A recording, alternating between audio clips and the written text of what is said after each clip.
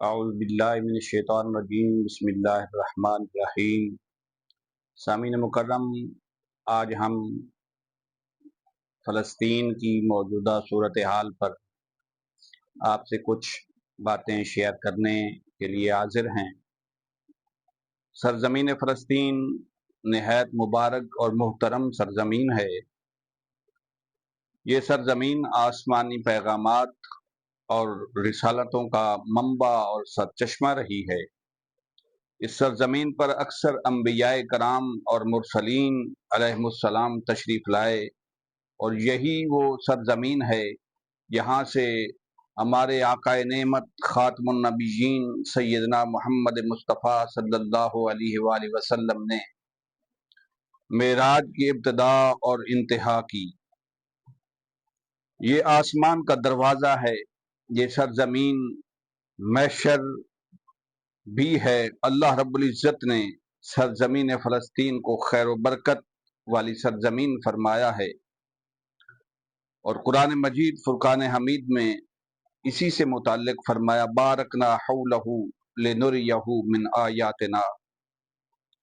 سرزمین فلسطین حضرات انبیاء کرام علیہم السلام کی بعثت اور تشریف آوری کی سرزمین ہے، اور ان مقدس ہستیوں کی اس سرزمین میں تشریف آوری نے اسے جاذب نظر، خوشنما اور پرکشش بنا دیا، اور ان کی توجہات نے اس کی رفعت کو چار چاند لگا دیے، کیونکہ حضرات انبیاء کرام علیہم السلام کی شخصیت مخزن خیر اور منبع خیرات ہوتی ہے، اور اگر وہ کسی بنجر زمین پر پہنچ جائیں تو ان کی برکت سے سبززار ہو جاتی ہے۔ سنگلاخ علاقے سے گزریں تو اسے سرسبز و شاداب بنا دیتے ہیں۔ خارستان میں اپنے قدوم میں میمنت لزوم رکھیں تو اسے گلستان بنا دیتے ہیں۔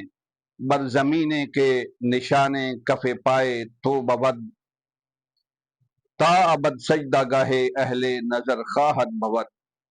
اور اس میں کوئی دو رائے نہیں کہ حسن المکان بالمکین، کہ مکان کی خوبصورتی اور حسن جو ہے وہ مکین سے ہوتا ہے، کیونکہ یہ سرزمین کئی انبیاء اور مرسلین کا رہائش رہی ہے، اور ان کے مزارات بھی ہیں۔ لہذا سرزمین فلسطین کو یہ اس تمام شرط کے ساتھ ساتھ مسجد اقصیٰ کے قیام کے لیے جس جگہ کا انتخاب ہوا وہ بھی سرزمین فلسطین تھی، جو کہ تمام انبیاء کرام کا قبلہ رہا، اور اوائل اسلام میں مسلمانوں کا بھی وہی قبلہ تھا۔ پھر حکم خداوندی سے بیت اللہ کو قبلہ مقرر کیا گیا۔ موجودہ فلسطین کی بگڑتی ہوئی صورتحال میں سامعین مکرم، ہماری بھی کچھ ذمہ داریاں ہیں، ہمارے بھی کچھ فرائض ہیں۔ بالخصوص مسلم حکومتوں سے ہماری گزارش ہے کہ اس معاملہ میں دینی حمیت اور ملی غیرت کے جذبہ و احساس کے ساتھ اپنی ذمہ داریوں کی ادائیگی کا اہتمام کریں۔ فوری طور پر اسلامی تعاون تنظیم کا سربراہی اجلاس بلا کر فلسطینی عوام کی حمایت اور پشت پناہی کے ساتھ ساتھ ان کی امداد کی حکمت عملی بھی طے کی جائے۔ اقوام متحدہ میں مسلمانوں خصوصاً پاکستان، سعودی عرب، مصر، ترکیہ، عالمی اداروں اور بین الاقوامی رائے عامہ کو اسرائیلی مظالم کے خلاف منظم کرنے کے لیے اپنا اپنا کردار ادا کریں، اور عالمی ماحول میں بیت المقدس کے تحفظ اور فلسطین کی آزادی کے لیے منظم اور مربوط لائحہ عمل ترتیب دیں۔